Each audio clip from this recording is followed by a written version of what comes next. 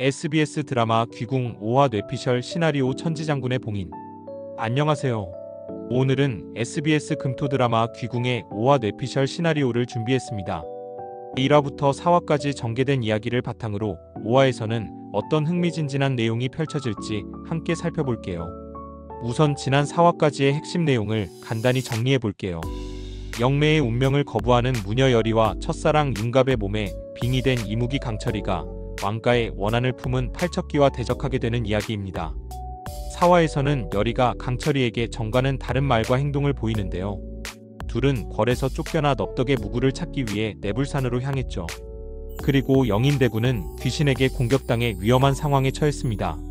자, 이제 5화 천지장군의 봉인이라는 제목으로 시작합니다. 내불산 새벽 산 중턱에 자리한 작은 암자에서 가섭스님과 노스님이 깊은 명상에 잠겨 있습니다.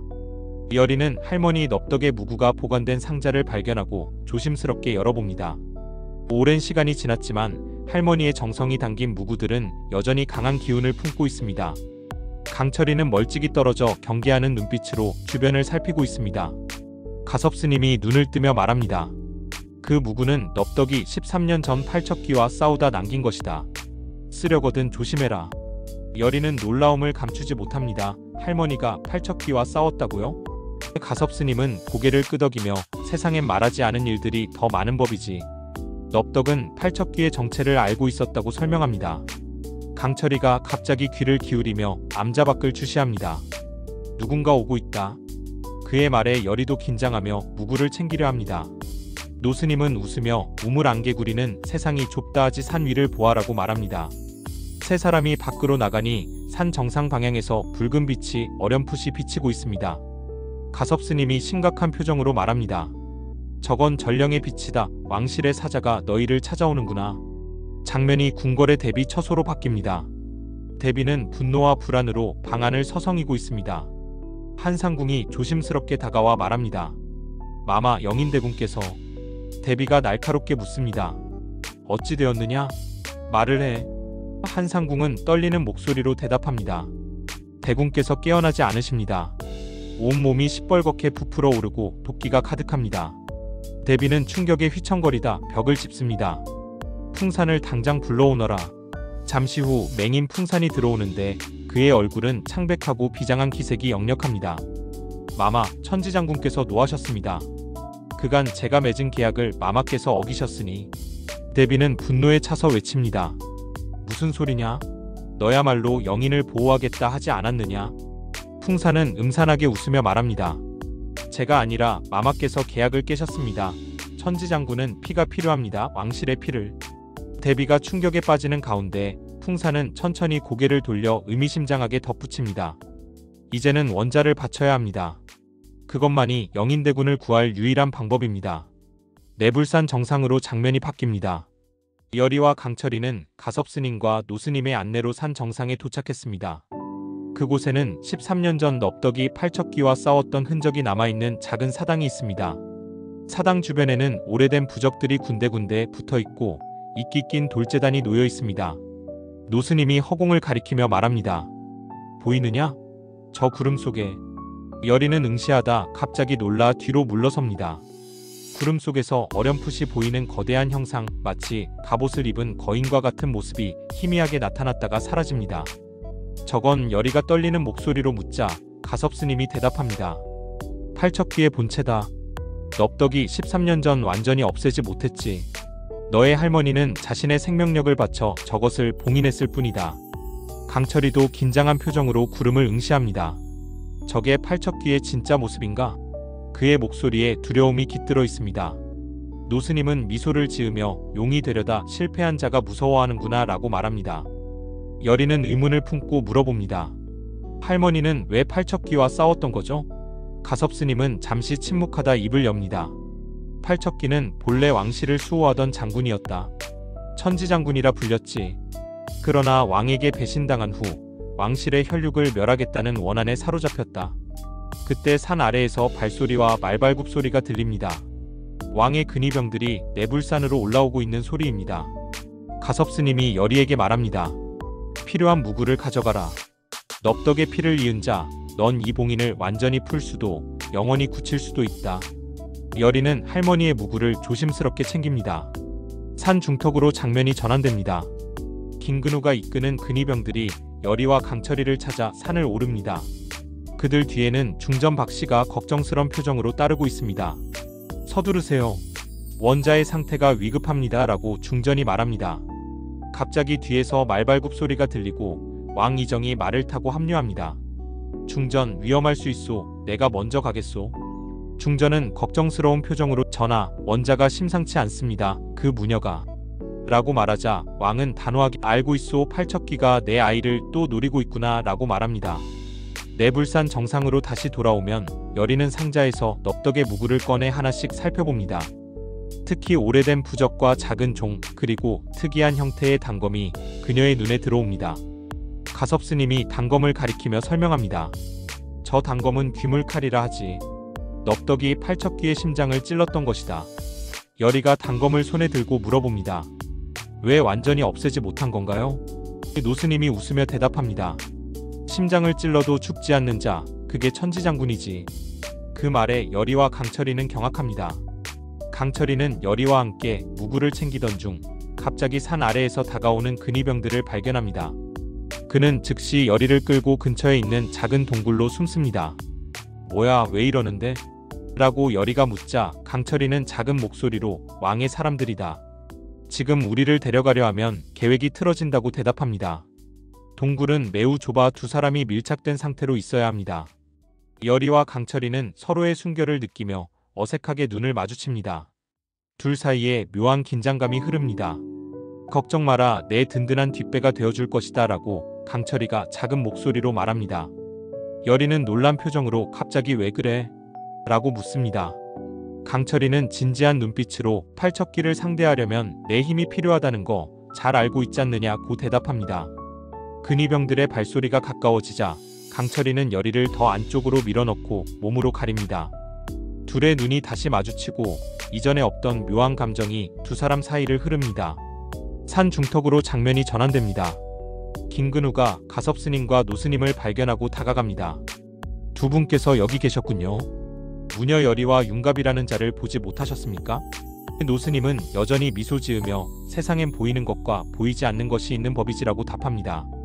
중전이 앞으로 나서며 가섭스님에게 급히 묻습니다. 스님, 원자가 다시 위험에 처해 있습니다. 도와주실 수 있으신지요? 가섭스님은 고개를 저으며 팔척기가 다시 움직이기 시작했소. 하지만 이번엔 원자가 아닌 다른 일을 노리고 있소 라고 말합니다. 왕이 긴장한 표정으로 누구를 말입니까? 라고 물으면 가섭스님은 그대들의 피를 나눈 영인대군을 말이오라고 대답합니다. 동굴 속에서 열이와 강철이는 여전히 숨어 있습니다. 밖의 상황을 살피던 강철이가 갑자기 표정을 바꿉니다. 풍산이 바로 아래 있다. 열이가 놀라 맹인요? 어떻게 라고 말하려는 찰나 동굴 입구에서 소리가 들립니다. 둘이 대체 그 안에서 뭘 하시려고? 풍산의 음산한 목소리가 들려오자 열이와 강철이는 어쩔 수 없이 동굴 밖으로 나옵니다. 풍산이 음산한 미소를 지으며 서 있습니다. 너희를 급히 찾는 분이 계시다라고 풍산이 말합니다. 열이가 누구신데요? 라고 묻자 풍산은 천지장군께서라고 대답합니다. 풍산은 갑자기 부적을 꺼내 공중에 뿌립니다. 부적들이 불타오르며 붉은 기운을 내뿜습니다. 누군가가 그 왕자를 제물로 바친 거지라는 풍산의 말에 열이는 충격을 받습니다. 너였어? 대군을 저리 만든 이가. 열이의 분노에 찬 목소리가 산을 울립니다. 왕과 중전 일행이 있는 곳으로 장면이 전환됩니다. 갑자기 하늘이 어두워지고 바람이 거세게 붑니다. 노스님이 몸을 떨며 하늘을 바라봅니다. 천지장군이 봉인을 깨고 나온다. 왕이 급히 칼을 빼들며 주변을 경계합니다. 가섭스님은 무거운 목소리로 말합니다. 이미 늦었소. 천지장군은 왕실의 피를 원하고 있소. 중전이 놀라 원자가 라고 외치자 가섭스님은 아니오. 이번엔 영인대군이오. 누군가 그를 천지장군에게 바쳤소 라고 설명합니다. 동굴 앞으로 다시 돌아오면 풍산은 여전히 웃음을 머금은 채 열이와 강철이 앞에 서 있습니다. 내가 그렇게 했소. 천지장군께 영인대군을 바쳤소. 그럼 이제 강철이가 분노에 차서 내가 감히 라고 외치자 풍산이 다시 부적을 꺼내 강철이를 향해 던집니다. 강철이는 황급히 피하지만 부적이 그의 어깨에 달라붙어 불길이 타오릅니다. 강철아 라고 여리가 비명을 지릅니다. 풍사는 의미심장하게 말합니다. 오늘 밤 원자를 천지장군에게 올릴 것이오. 그럼 모든 것이 끝날 터. 여리는 급히 넙덕의 무구 중 하나인 종을 꺼내 흔듭니다. 맑은 종소리가 울려 퍼지고 강철이의 어깨에 붙은 부적이 떨어집니다. 고통에서 벗어난 강철이가 여리에게 묻습니다. 여리야, 이제 어떻게 할 거냐? 여리는 단호한 표정으로 팔척기를 그곳으로 유인할 것입니다. 가섭스님이 알려주신 방법대로 라고 대답합니다. 산 정상에는 왕과 중전 그리고 가섭스님과 노스님이 모여 있습니다. 여리와 강철이가 그들과 합류합니다. 전하, 팔척기가 원자를 노리고 있습니다. 오늘 밤이 고비입니다. 라고 여리가 말합니다. 왕이 놀라 그대들이 어찌 알고? 라고 묻자 강철이가 설명합니다. 풍산이 모든 것을 계획했소. 대비마마와 함께 중전은 충격에 휩싸입니다. 여리는 조심스럽게 말을 이어갑니다. 전하, 제가 할머니의 무구로 팔척기를 막아낼 수 있습니다. 하지만 가섭스님이 말을 받습니다. 팔척기의 봉인을 완전히 풀기 위해선 천지장군의 진정한 원한을 풀어주어야 합니다. 모두의 시선이 왕에게 향합니다. 왕은 고개를 숙이며 무거운 목소리로 고백합니다. 그 원한이 무엇인지 내가 알고 있소. 13년 전 내 아버지는 천지장군을 배신했소. 충직했던 그를 역적으로 몰아 처형했다오. 여리와 강철이는 충격에 빠집니다. 그럼 팔척기는? 여리의 물음에 왕은 그렇소. 천지장군의 원혼이오. 아버지를 저주하고 왕실을 멸하겠다는 원한으로 돌아온 것이오라고 대답합니다. 해가 지고 그들은 가섭스님의 안내에 따라 의식을 준비합니다. 여리는 넙덕의 무구를 펼쳐놓고 준비를 시작합니다. 의식을 시작하기 전에 강철이와 저는 먼저 걸로 들어가겠습니다. 라고 여리가 말합니다. 왕이 놀라 무슨 소리요? 그곳은 위험하오 라고 말하자 강철이가 설명합니다. 팔척기를 유인할 방법이 있소. 하지만 그러려면 원자 근처에 있어야 하오. 여리는 자신있게 말합니다. 걱정 마세요. 강철이가 제 든든한 뒷배가 될 것입니다. 강철이와 여리는 서로를 바라봅니다. 그들의 눈에는 이전과 다른 신뢰와 결의가 담겨 있습니다. 여리와 강철이는 조용히 궁으로 향합니다. 풀숲에 숨어 경비를 피해가며 전진하는 두 사람. 정말 이러려고 하느냐? 위험하다고 강철이가 진지하게 묻습니다. 여리는 고개를 끄덕이며 내 윤갑을 구할 방법은 이것뿐이에요 라고 대답합니다. 강철이는 여전히 의문을 품고 있습니다. 나는 아직도 이해할 수 없다. 왜 그자를 위해 내 목숨을 거느냐? 여리는 잠시 멈춰서서 강철이를 바라봅니다. 당신은 1000년이 넘는 세월 동안 인간의 마음을 보지 못했군요. 사랑이란? 강철이가 말을 끊습니다. 사람? 인간들의 그런 감정이. 여리는 미소 지으며 당신도 느껴봤잖아요. 내 손길이 부드럽고 따뜻하다고 했잖아요 라고 말합니다. 강철이는 말문이 막힌 듯 여리를 바라봅니다. 그때 멀리서 괴상한 울음소리가 들려옵니다. 저건 이라고 강철이가 의미심장하게 말하자 외다리기 영인대군 주변에 있을 거예요 라고 여리가 대답합니다. 장면이 영인대군의 처소로 바뀝니다. 영인대군은 침상에 누워 고통에 몸부림치고 있습니다. 그의 피부는 붉게 부풀어 오르고 입에서는 검은 액체가 흘러나옵니다. 대비가 그 옆을 지키고 있습니다. 밖에서 숨어 지켜보는 여리와 강철이. 맹인은 보이지 않네요 라고 여리가 작은 소리로 말합니다. 강철이는 아마도 의식을 준비하고 있을 거다. 우리가 먼저 손을 써야 해 라고 대답합니다. 여리는 조심스럽게 넙덕의 무구 중 부적을 꺼내 영인대군의 방문 앞에 붙입니다. 부적에서 푸른 빛이 번쩍입니다. 그때 영인대군의 방 안에서 검은 기운이 소용돌이치며 외다리기의 형상이 드러납니다. 저건 외다리기와 팔척기가 합쳐진 모습이야 라고 여리가 충격을 받으며 말합니다. 강철이도 놀라며 이런, 풍산이 영인대군을 이용해 더 큰 힘을 얻으려는 거다 라고 외칩니다. 외다리기는 여리를 발견하고 소리를 지릅니다. 너였어? 대군을 저리 만든 이가. 여리와 강철이는 급히 몸을 숨기고 외다리기는 분노에 차서 복도를 따라 그들을 쫓아옵니다. 산 정상으로 장면이 바뀝니다. 가섭스님은 산 정상에서 왕과 함께 의식을 준비하고 있습니다. 노스님이 하늘을 바라보며 몸을 떨며 시작됐구나. 천지장군이 움직이기 시작했어 라고 말합니다. 가섭스님이 왕에게 말합니다. 전하, 이제 선택해야 합니다. 천지장군의 원한을 풀어줄 것인가 아니면 영원히 싸울 것인가. 왕은 비통한 표정으로 대답합니다. 내 아비의 죄를 어찌 내가 씻을 수 있겠소. 가섭스님은 진정한 왕은 선대의 죄까지도 책임지는 법입니다 라고 조언합니다. 궁궐 안으로 장면이 전환됩니다. 열이와 강철이는 외다리기를 유인하며 중앙뜰로 이동합니다. 그곳에는 풍산이 기다리고 있습니다. 결국 왔구나. 내 함정에 빠진 거다 라고 풍산이 음산하게 웃으며 말합니다. 강철이는 분노하며 내 놈이 모든 것을 계획했지 라고 소리칩니다. 풍산은 득이양양하게 대답합니다. 천지장군께서 내게 약속하셨다. 왕실을 몰락시키고 나를 새로운 시대의 주인으로 세워주시겠다고. 열이는 냉정하게 경고합니다. 풍산, 당신은 팔척귀에게 이용당하고 있을 뿐이에요. 그때 하늘에서 거대한 그림자가 내려옵니다. 팔척귀의 본체가 모습을 드러내기 시작합니다. 오시었다. 천지장군. 이라고 풍산이 환희에 차서 외칩니다. 그러나 예상과 달리 팔척귀는 풍산을 공격합니다. 이럴 수가. 천지장군, 저는 당신의 충직한 종. 이라고 풍산이 놀라서 외칩니다. 열이는 천지장군은 충성을 배신한 자를 가장 경멸해요. 당신은 오히려 그의 분노를 키웠을 뿐이죠 라고 설명합니다. 팔척귀의 기운이 점점 더 강해지며 궁궐 전체를 뒤덮기 시작합니다. 열이는 넙덕의 무구를 펼치고 의식을 시작합니다. 강철아, 이제 시작이야 라고 열이가 말합니다. 강철이는 열이의 곁에 서서 약속했잖아. 내가 내 든든한 뒷배가 되어준다고 라며 결의의 참 목소리로 대답합니다. 산 정상에서는 왕이 가섭스님과 함께 진행되는 의식을 지켜보고 있습니다. 하늘에서는 점점 더 강한 빛이 번쩍이고 구름이 소용돌이치기 시작합니다. 노스님이 하늘을 바라보며 의미심장한 미소를 짓습니다. 드디어 천지장군과 이무기가 마주했구나. 이것이 13년 전부터 예정된 운명이었다. 노스님의 말에 왕이 의아하게 묻습니다. 무슨 뜻이오? 가섭스님은 깊은 숨을 들이쉬고 충격적인 사실을 밝힙니다. 천지장군은 강철이를 두려워했습니다. 13년 전 강철이가 승천하지 못하게 만든 것도 사실은 천지장군이었습니다. 왕이 놀라서 그렇다면 이라고 말을 꺼내려 하자 가섭스님이 고개를 끄덕입니다. 그렇습니다. 강철이와 열이 그리고 팔척귀는 모두 13년 전부터 얽혀 있었습니다. 이제 그 인연의 끝을 보게 될 것입니다.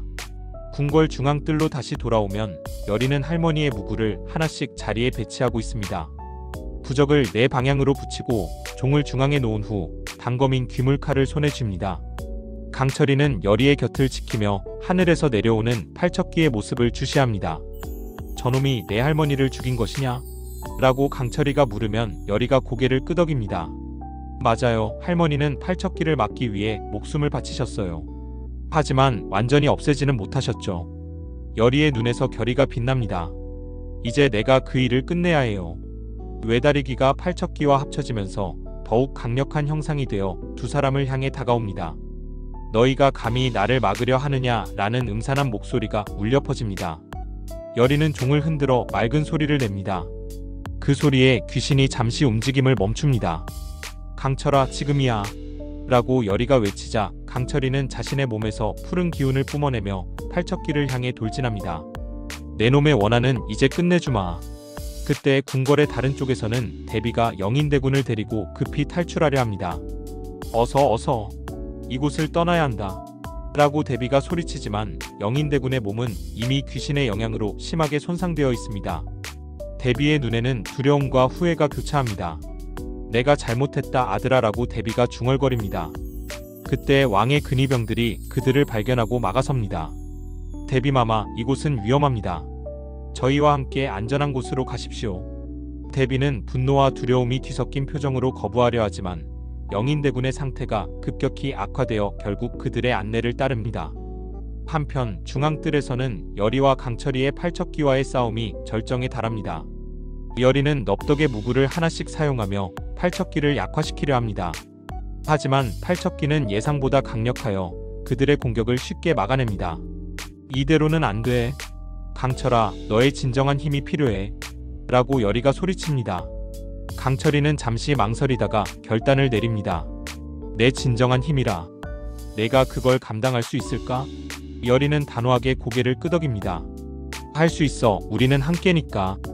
강철이는 깊은 숨을 들이쉰 후 자신의 몸에서 강렬한 푸른 빛을 방출합니다. 그 빛은 점점 강해져 이무기의 형상을 띠기 시작합니다. 윤갑의 몸에 갇혀있던 이무기 강철이의 진정한 모습이 드러나는 순간입니다. 이것이 내 진정한 모습이다. 팔척기는 이무기의 형상을 보고 잠시 주춤합니다. 내가 13년 전 그라고 말하려던 팔척기의 말을 강철이가 자릅니다. 그래, 내 비밀을 알고 있는 자다. 두 강력한 존재의 대결이 시작됩니다. 여리는 그 틈을 타 넙덕의 무구를 활용해 봉인 의식을 준비합니다. 할머니, 저에게 힘을 주세요. 라고 여리가 기도하자 갑자기 넙덕의 영혼이 여리 앞에 희미하게 나타납니다. 여리야, 넌 할 수 있다. 나의 피를 이은 너는 팔척기의 원한을 풀고 그를 진정으로 쉬게 해줄 수 있어.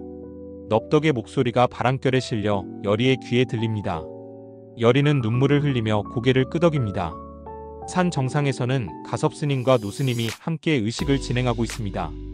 천지장군의 원한을 풀고 그를 영원한 안식으로 인도하소서 라는 가섭스님의 기도가 산을 울립니다. 왕은 무릎을 꿇고 그 의식에 동참합니다. 내 아비의 죄를 용서하소서. 이제 모든 것을 바로잡겠나이다. 라고 왕이 중얼거립니다. 그의 얼굴에는 결연한 의지가 깃들어 있습니다. 중앙뜰로 다시 돌아오면 강철이와 팔척기의 대결은 이제 공중으로 옮겨갔습니다. 두 존재는 빛과 어둠으로 충돌하며 그 파장으로 궁궐의 기와와 나무들이 흔들립니다. 여리는 기회를 놓치지 않고 봉인 의식을 계속합니다. 동방의 청제신장, 서방의 백제신장, 남방의 적제신장, 북방의 흑제신장, 중앙의 황제신장님들의 명을 받아 라고 여리가 주문을 외웁니다. 그녀의 목소리가 강해질수록 주변에 배치한 부적들이 하나씩 빛나기 시작합니다. 강철이는 팔척기를 향해 외칩니다. 너의 원한은 이해한다. 하지만 이제는 그만 풀어라.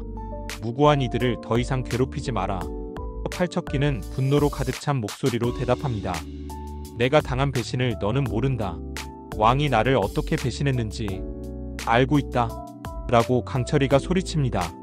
하지만 지금의 왕은 다르다. 그는 아비의 죄를 바로잡으려 하고 있다. 팔척기는 잠시 움직임을 멈추고 말합니다. 그것이 진실인가? 여리는 의식의 마지막 단계에 들어갑니다. 귀물칼을 손에 들고 중앙으로 나아갑니다. 천지장군이여, 당신의 충정은 하늘이 알고 땅이 압니다. 이제 당신의 원한을 내려놓고 영원한 안식을 찾으소서. 그녀가 귀물칼을 들어 올리자 칼에서 강렬한 빛이 뿜어져 나옵니다. 팔척기는 점점 본래의 모습, 즉 충직했던 천지장군의 모습으로 돌아가기 시작합니다. 그의 갑옷은 찢어지고 피투성이었던 얼굴이 원래의 엄숙하고 위험 있는 모습으로 변합니다. 내 원한을 풀어주겠느냐? 천지장군의 목소리가 이제는 분노가 아닌 슬픔으로 가득 차 있습니다. 여리는 귀물칼을 그에게 향하지 않고 대신 자신의 손바닥을 살짝 베어 피를 흘립니다. 저의 피로 당신의 원한을 씻어드리겠습니다. 넙덕의 피를 이은 제가 약속합니다. 당신의 명예는 다시 회복될 것입니다. 여리의 피가 땅에 떨어지자 놀랍게도 그 자리에서 작은 꽃이 피어납니다. 천지장군은 그 모습에 감동하여 점점 평온한 표정으로 바뀝니다. 너는 넙덕과 같구나. 그렇게 순수한 마음을. 그가 천천히 자신의 검을 내려놓습니다.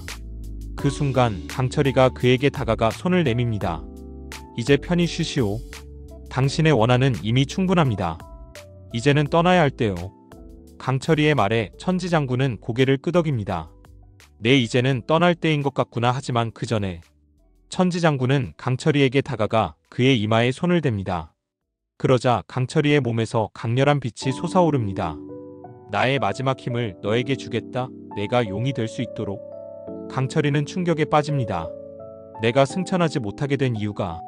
천지장군은 쓸쓸한 미소를 지으며 대답합니다. 그래, 내가 원한에 사로잡혀 내가 승천하는 것을 방해했다. 용서해라. 여리는 감동의 눈물을 흘리며 두 존재를 지켜봅니다. 천지장군은 점점 빛으로 변하며 하늘로 올라갑니다. 이제 나는 편히 쉴 수 있겠구나. 그의 마지막 말과 함께 천지장군의 형체는 완전히 사라지고 대신 밝은 별이 하나 하늘에 빛납니다. 강철이는 여리에게 다가가 그녀의 상처를 살핍니다. 괜찮으냐? 여리는 미소 지으며 고개를 끄덕입니다. 응, 괜찮아. 너는 어때? 천지장군이 너에게 준 것이. 강철이는 자신의 몸을 내려다봅니다. 그의 몸에서는 이전과 다른 강한 기운이 느껴집니다. 아마도 나는 이제 승천할 수 있을지도 모르겠다. 그 말에 여리의 표정이 복잡해집니다. 기쁨과 슬픔이 교차합니다. 그럼 이제 당신은 떠나는 건가요? 여리의 목소리에 떨림이 감지됩니다. 강철이는 잠시 침묵하다가 대답합니다. 아직은 아니다. 우리에겐 아직 할 일이 남았다. 윤갑을 찾아야 하지 않느냐? 여리는 놀란 표정으로 강철이를 바라봅니다. 당신이 윤갑을 찾는 걸 도와준다고? 강철이는 난처한 표정으로 고개를 돌립니다. 약속했지 않느냐? 내 든든한 뒷배가 되어준다고. 그리고 그렇게 소중한 자라면 만나서 얘기도 좀 해보고 싶기도 하고. 그때 왕과 가섭스님, 노스님이 중앙뜰로 도착합니다. 모든 것이 끝났구나. 가섭스님이 말합니다. 왕은 여리와 강철이에게 깊이 고개를 숙입니다. 그대들의 도움으로 왕실이 구해졌소. 무엇으로 감사를 표해야 할지. 여리는 왕의 말을 가로막습니다. 전하, 감사는 필요 없습니다. 하지만 한 가지 부탁이 있습니다. 왕이 말해보시오라고 하자 여리는 윤갑의 영혼 그를 찾을 수 있도록 도와주세요 라고 말합니다. 왕은 고개를 끄덕입니다.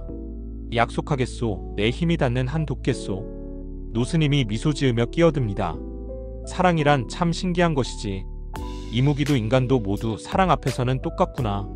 그렇게 5화는 팔척기의 봉인과 함께 마무리됩니다. 하늘에는 새로운 별이 빛나고 여리와 강철이는 윤갑을 찾기 위한 새로운 여정을 시작하려 합니다. 하지만 그들은 아직 모릅니다.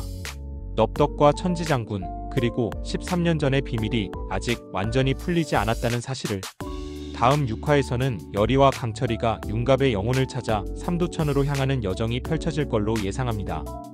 또한 왕은 자신의 아버지가 천지장군을 배신한 진짜 이유를 밝히려 할 것이고 대비와 영인대군의 운명도 새로운 국면을 맞이하게 될 것입니다. 그리고 무엇보다 강철이와 여리 사이에 점점 커져가는 감정은 어떻게 변화할 것인지, 과연 그들의 운명은 어디로 향할 것인지, 모든 비밀은 다음 화에서 조금씩 밝혀지게 될 것입니다. 홍소라볼감이 알게 모르게 여러분의 마음속에도 자리잡은 로맨틱한 감정들, 그리고 비밀에 대한 호기심, 그 모든 것이 귀궁 속에서 펼쳐집니다. 이번 5화 뇌피셜 시나리오는 어떠셨나요? 팔척기의 정체와 13년 전의 비밀, 넙덕과 천지장군의 관계, 그리고 강철이와 여리의 감정 변화까지. 앞으로의 전개가 더욱 기대되지 않나요? 천지장군의 봉인이라는 제목처럼 이번 화에서는 팔척기의 정체가 밝혀지고 그의 원한이 일시적으로 풀렸습니다. 하지만 모든 비밀이 풀린 것은 아닙니다. 오히려 더 많은 의문이 생겨났죠. 그리고 한 가지 더, 왕은 어떻게 경기석으로 만들어진 안경을 갖고 있는 걸까요? 그의 과거에서 넙적과의 교류가 있었던 걸까요? 왕도 사실은 팔척기의 그릇이었을까요? 궁금한 떡밥이 많이 있습니다. 여러분의 생각은 어떠신가요? 윤갑과 여리는 다시 만날 수 있을까요? 강철이는 정말 승천할 수 있을까요? 그렇다면 여리와의 관계는 어떻게 될까요? 댓글로 여러분의 뇌피셜을 남겨주세요. 다음 뇌피셜 시나리오에서는 여러분의 의견도 반영해 볼게요. 그럼 다음 화에서 또 만나요. 구독과 좋아요, 알림 설정도 잊지 마세요. 안녕히 계세요.